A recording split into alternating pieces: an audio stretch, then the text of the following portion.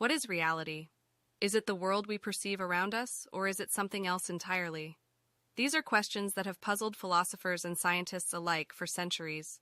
In this lecture, we will explore the concept of reality and delve into some of the more thought-provoking questions that arise from it. One of the most interesting questions is whether it is possible to create a perfect virtual reality that is indistinguishable from our own reality. If such a thing were possible, it would be impossible to tell the difference between what we experience as reality now and what is being simulated. This idea has been explored in various forms of media, such as movies like The Matrix and video games like The Sims. If we were to live in a perfect virtual reality, we would not be able to tell whether we were living in the real world or a simulation. This raises the question of whether we are already living in such a simulation.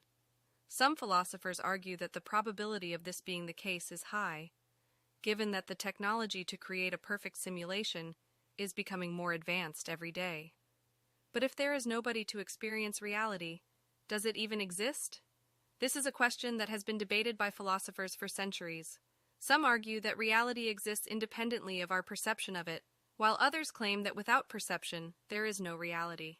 One thing is certain: our perception of reality is limited by our senses and the instruments we use to observe the world around us. This raises another question: does it even matter whether reality exists unobserved or not? From a practical standpoint, the answer is no. We still need to eat, drink, and breathe, regardless of whether reality exists or not. However, from a philosophical standpoint, the question is more complex. If reality only exists when it is observed, does this mean that the universe is subjective? And if so, what does this mean for our understanding of the world around us?